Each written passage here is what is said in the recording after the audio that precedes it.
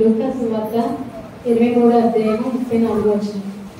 యేసు ప్రభు వారు సిలువలో పలికిన మొదటి మాట చూడండి. అందరికీ మీ పేపర్లో మొదటి మాట అదే, పైకినే లేదండి అనుకోవద్దు. అందుకే మీకు పేపర్ ప్రింట్ వేసి ఇచ్చామండి. పేపర్లు చూడండి.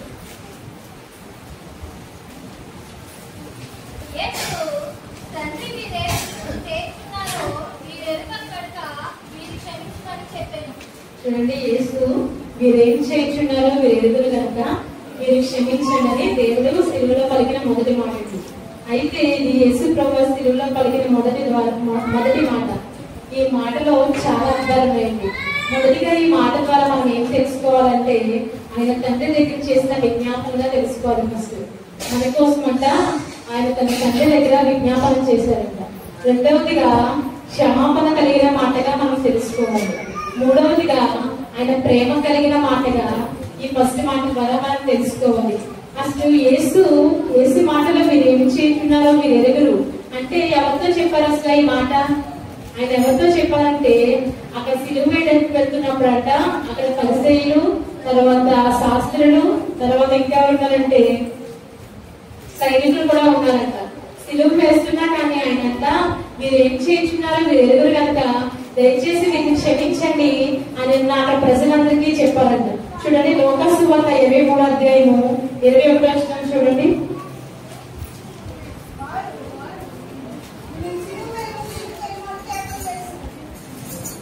చూసారా, సిలువ వేయము అని కేకలు వేశారంట.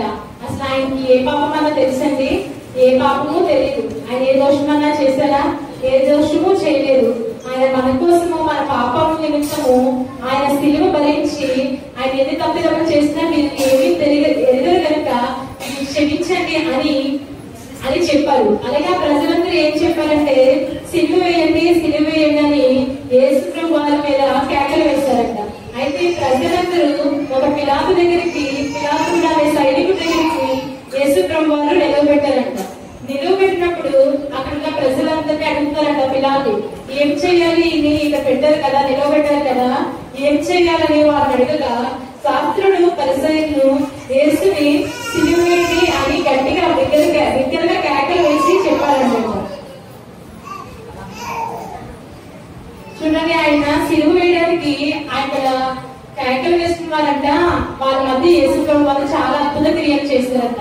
ఆశ్చర్య క్రియలు చేసినప్పటికీ కూడా అవన్నీ వారు మర్చిపోయి యేసు ప్రభు మీద నిందలు వేశారంట, అవమానాలుగా మాట్లాడారంట, హింసించారంట, ఆయన దూషించారంట. మత్తయి సువార్త 26:67-68 చూడండి.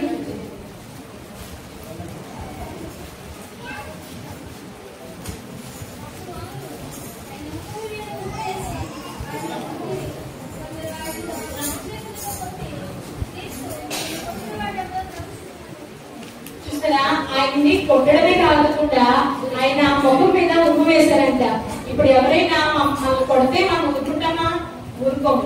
అలాంటిది మనం ఉమ్మేస్తే అసలు ఊరుకుంటామా? ఏదో ఇలా మనం రివెంజ్ తీర్చుకోవాలని చూస్తాం. కానీ ఆయన అంట ఉమ్ము వేసినా కూడా నోరు తెరవకుండా చాలా మౌనంగా ఉండిపోయారంట. ఉండిపోయినప్పుడు ఆయన ఏమైనా చిన్నవాడా?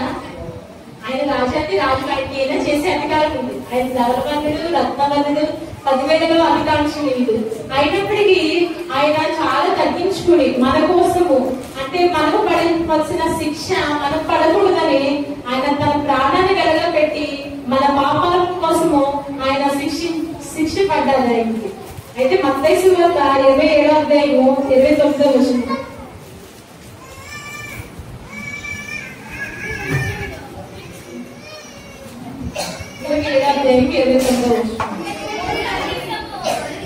ముళ్ళ కిరీటం అల్లి ఆయన తలకు పెట్టి ఒక రెల్లు ఆయన కుడి చేతిలో నుంచి ఆయన ఎదుట మోకాల నుండి యూదుల రాజా నీకు శుభమని ఆయనను అపహసించింది. చూసారా, ఆయన కొట్టడమే చేశారా? ఆయన కొట్టారు, హింసించారు, నిందించారు, ఆయన మీద ఉమ్ము వేశారు. అది కాకుండా కూడా ముళ్ళు కిరీటం కూడా ఆయన శిరస్సు మీద పెట్టారు. అంతే, ఎందుకంటే చిన్న ముళ్ళు మనం పిచ్చుకుంటే అసలు మన ప్రాణం ఎలా అయిపోతుంది? చాలా విలువలాడిపోతుంది. ఎప్పుడైనా చిన్న ఏమైనా తగ్గిపోయినప్పుడు మనకు సర్జరీ చేసినప్పుడు అది ఎప్పుడైనా వేసినప్పుడు మనకి మామూలుగా వేసారండి. ఏదైనా చిన్నది మత్తు ఇంజెక్షన్ ఇస్తేనే కానీ మనం వేయించుకోలేము. అలాంటిది కొన్ని ముళ్ళలన్నీ కలిపి ఒక శిరస్సుగా చేసి ఆయన ముఖం మీద అంటే తల మీద పెట్టినప్పుడు, తలలో అంటే చాలా ఆలోచన కలిగిన తల, అలాంటి తల మీద పెట్టినప్పుడు అసలు ఆయన తల ఏమైపోవాలి, అసలు నా తల ఎందుకు పెట్టారని చెప్పేసి ఆయన చెల్లించుకుని ఆయన కొట్టేసుకునే అంత శక్తి ఆయనకుంది. కానీ ఆయన ఎందుకు అలా చేయలేదంటే అక్కడ కూడా తన ప్రేమని అంటే నా ప్రజల కోసము నేను వాళ్ళ పాపముల కోసం, నేను వాళ్ళ తప్పుదమ్ముల కోసం నేను శిక్ష పడి ఆయన తగ్గించుకుని జీవించి ఉన్నారు కాబట్టి ఆయన ముళ్ళ సిరీస్ కూడా నెత్తి మీద పెట్టించుకోవడానికి ఇష్టపడ్డారు.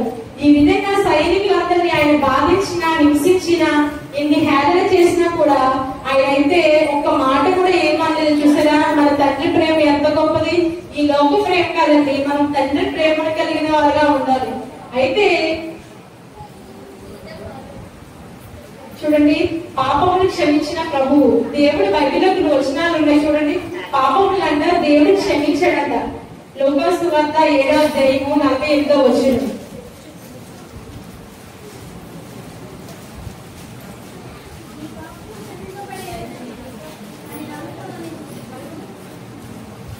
చూసారా ఏమన్నాడమ్మా, నీ పాపములను క్షమించబడి ఆమెతో నేను ఒక స్త్రీ అంట తన పాపముల నిమిత్తము చాలా ప్రాయశ్చిత్తపడి ఏడుస్తుందంట. నేను చాలా తప్పిదమ్ము చేస్తాను, నన్ను క్షమించండి అని అన్నా కానీ ఆమె క్షమించే వాళ్ళందరూ లేరంట.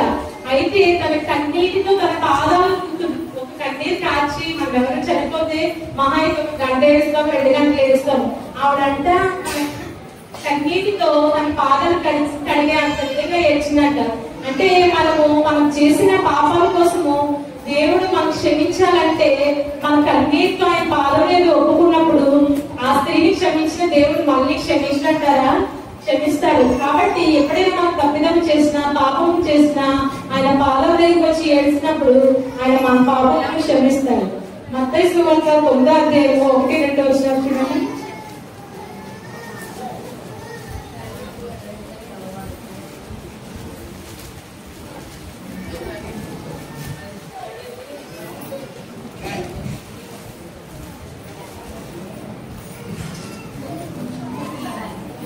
తరువాత ఆయన ధోని ఎక్కి సముద్రం దాటి తన పట్టణంలో ప్రవేశించగా ఇదిగో జనులు పక్షవాయువుతో మంచము పట్టి ఉన్నాయని ఆయన ఎదుగు తీసుకుని వచ్చింది.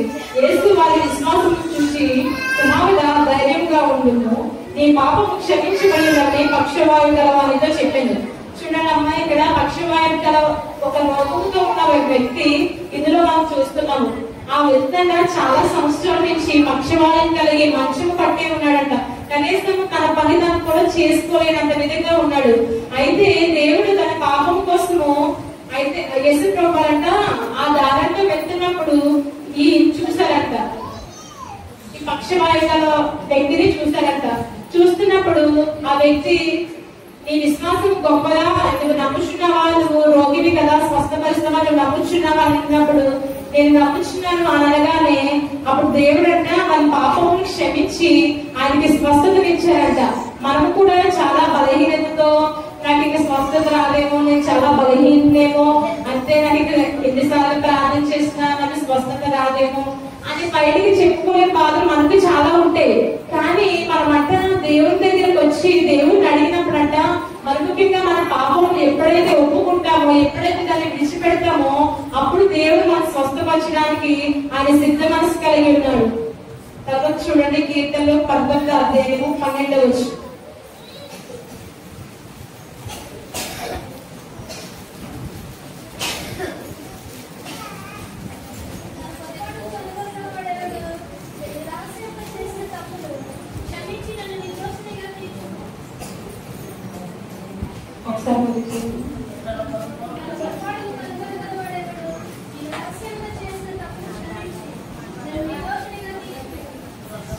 రహస్య పాపములను క్షమించిన తండ్రి అంటే రహస్యముగా అంటే ఎవరు చూడకుండా చేసే పనులు కదా.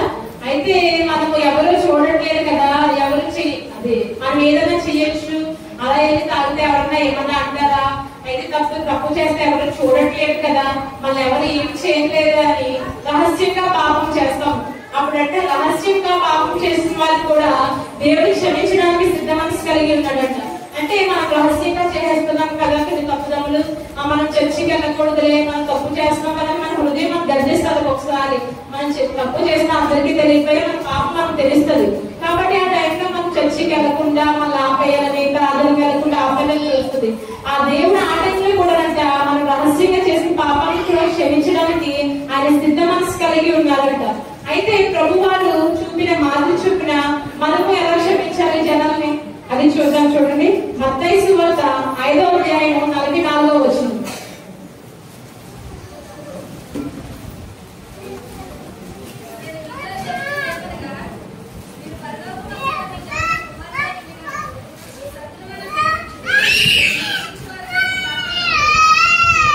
అక్కడ ఏమని చూసారా? శత్రువుని ప్రేమించాలంట. మనం శత్రువులు అసలు ప్రేమిస్తామా? అసలు క్షమించు. మనం కడిగాం కదా, మనకి ఎవరైనా చిన్న హాని చేస్తేనే మనం క్షమించు. అంతే, ఇక్కడ మాట అక్కడికి చెప్పారని చెప్తేనే మనకు కోపం వచ్చేస్తుంది. అలాంటిది మన శత్రులు మనకి కీడు చేసిన వాళ్ళు మనం క్షమించగలుగుతామా? క్షమించలేవు. కాబట్టి దేవుడు ఏం చెప్తాడంటే, ఆయన ఏ విధంగా అయితే కన్నీటితో తుడిచిన పాదలు ఒక స్త్రీ దేవుని ఎదుట ఎలా అయితే కన్నీటి పాపముల కోసం తను విడిచిపెట్టి దేవుడు ఎలా అయితే క్షమించాడో మనం కూడా అంట శత్రువుని క్షమించేవారుగా ఉండాలంట. మరి ఇంకొకటి చూపిస్తాం చూడండి, కొలస్సీ పత్రిక 3వ అధ్యాయం 11వ వచనం.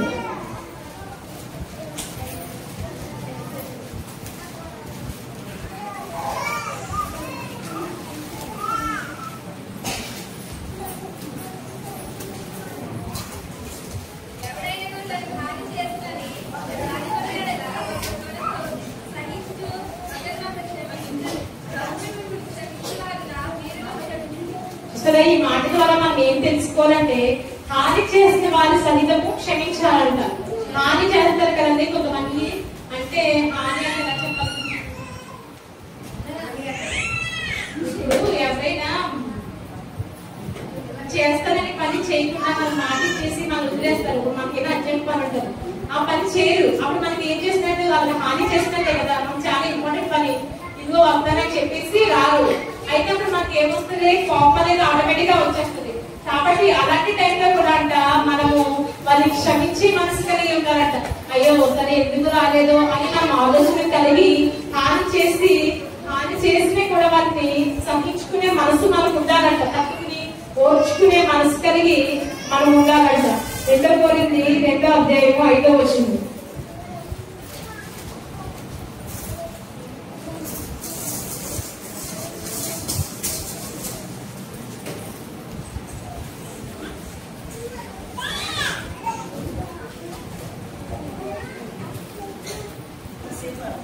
ఎవడైనా దుఃఖము కలుగజేసి ఎడలా నాకు మాత్రం కాదు కొంతమందికి మీ అందరికీ దుఃఖము కలిగజేస్తున్నాడని నేను విశేష భాగము వారి మీద మోపుకొని ఈ మాట చెప్పుచున్నాను. చూడండి, ఈ మాట ద్వారా మనం ఏం తెలుసుకోవాలంటే, మనకి ఎవరైతే దుఃఖం కలుగజేస్తారో వారిని శిక్షించకుండా ఆదరించాలంట. అయితే మనకి దుఃఖము అంటే ఏ విధంగా దుఃఖం వస్తుంది?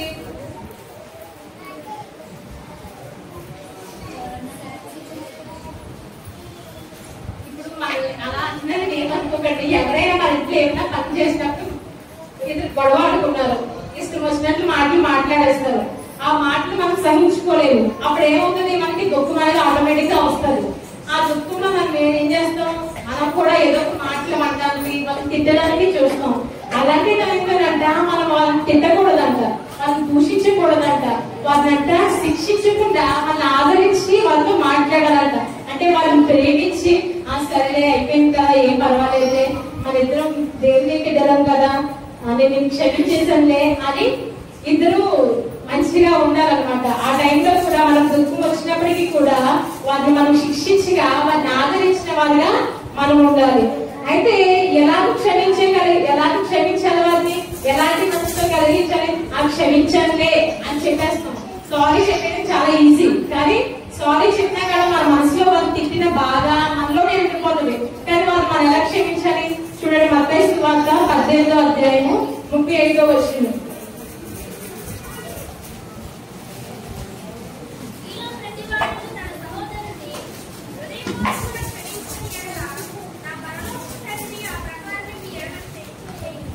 చూడండి, హృదయపూర్వకంగా క్షమించాలంట. సగం క్షమించి సగం క్షమించకుండా ఉంటే దేవుడు కూడా మనం అలాగే చేస్తాడంట. మనం ఎవరైనా క్షమించినప్పుడు ఇంకా ఒకసారి గొడవాడుకున్న తర్వాత పాదగొడవనే మళ్ళీ తీసుకొచ్చి మళ్ళీ వాళ్ళని అండం అలా ఉండకూడదంట. మీరు క్షమించినప్పుడు దాన్ని విడిచిపెట్టేసి మన హృదయపూర్వకంగా వాళ్ళని క్షమించే మనసు కలిగి మనం ఉండాలి. అలాగే ఇంకొక మనసు కలిగి ఉండాలి. మనం ఎలాంటి క్షమించే మనసు ఉండాలంటే ఎఫెసీ పత్రిక 4వ అధ్యాయం 32వ వచనం.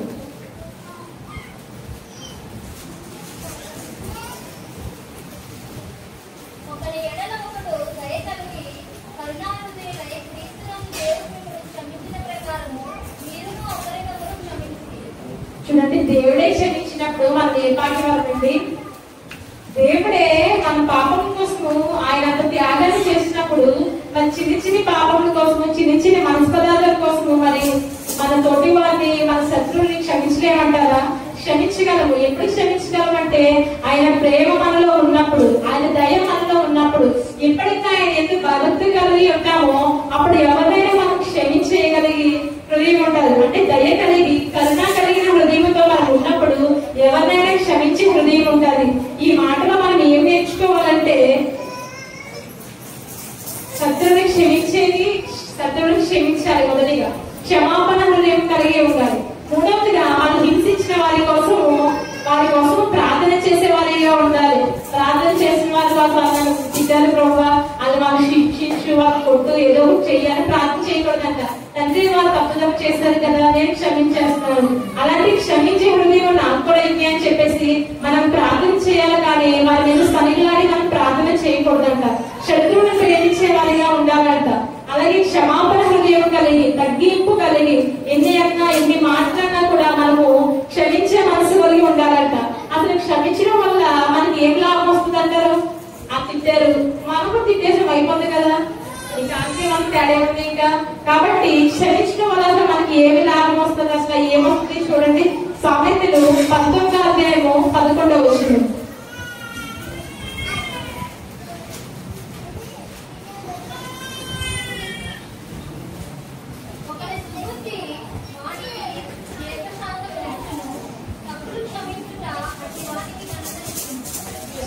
ఏమొస్తుందంటే పాపము క్షమించడం వల్ల ఘనత వస్తుంది. ఈ లోక ఘనత మన బ్రతుకున్నంత కాలమే ఉంటుంది ఘనత. కానీ మనము ఎప్పుడైతే దేవుడి రాజ్యానికి వెళ్తామో అక్కడ మనం చేసిన క్రియల ప్రకారం మనం ఎంతమంది అయితే క్షమించామో, ఎవరినైతే ఆదరించామో, హింసించే వారి కొరకు ఎలా అయితే ప్రార్థన చేస్తామో, మనం ఈ లోకంలో ఎలా ఉన్నామో వాటి ప్రకారం అంట పరలోకమందు మనకి దేవుడు మనం చేసిన పనుల చొప్పున ఒక ఘనత ఇస్తాడంట. అందులో ఘనత అంటే ఎలా అనుకుంటారు? కిరీటం పెట్టే ఒక ఘనత, సన్మానించే ఒక ఘనత, అలాంటి ఘనతలు ఉంటాయంట. అలాంటి ఘనత కోసము మనము ఈ లోకంలో ఎవరైనా క్షమించగలిగిన వారిగా ఉండాలంట. మరొకటి చూడండి, లోకాసు సువార్త 6వ అధ్యాయం 38వ వచనం.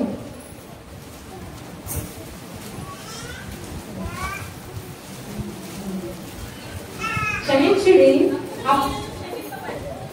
ఇయ్యుడి, అప్పుడు మీకు ఇవ్వబడదు. అనిచి కుదిరించి దిగజారినట్టు నిత్య కొలతల మనుషులు మీ ఒడిలో కొలుతురు. మీరు ఏ కొలతలో కొలుతారో ఆ కొలతతోనే మీకు మరలా కొలవబడను. చూసారా, ఎప్పుడైతే క్షమిస్తామో అప్పుడు నువ్వు క్షమించబడతామంట. మనం ఎప్పుడైతే క్షమిస్తామో ఎవరినైతే అప్పుడు వాళ్ళు క్షమించినా క్షమించకపోయినా మనం క్షమించగలిగిన హృదయం ఉంటే ఆటోమేటిక్ గా మనం కూడా క్షమించబడతామంట. ఎప్పుడైతే ఇచ్చే మనసు మనకు ఉంటుందో పరలోకములో దేవుడు మనకి అప్పుడు ఇస్తాడంట. తర్వాత ఎవరికైతే మనము ఏ కొలతలో అయితే ఇస్తామో ఆ అంటే ఇప్పుడు తక్కువ ఇచ్చాం, కొంచెమే క్షమించామనుకో దేవుడు కూడా మనం కొంచెమే క్షమిస్తాడంట. మనం ఎప్పుడైతే హృదయపూర్వకంగా క్షమిస్తామో అందరూ దేవుడి ఎప్పుడైతే హృదయపూర్వకంగా మనందరినీ క్షమిస్తామో దేవుడు కూడా మనల్ని మనం చేసిన తప్పిదంలో ఆయన కూడా హృదయపూర్వకంగా మనం క్షమిస్తాడు. అయితే ఈ నాట ద్వారా మనం తెలుసుకోవాల్సింది ఏంటంటే క్షమాపణ హృదయం కలిగి జీవించాలి, తగ్గింపు జీవించాలి.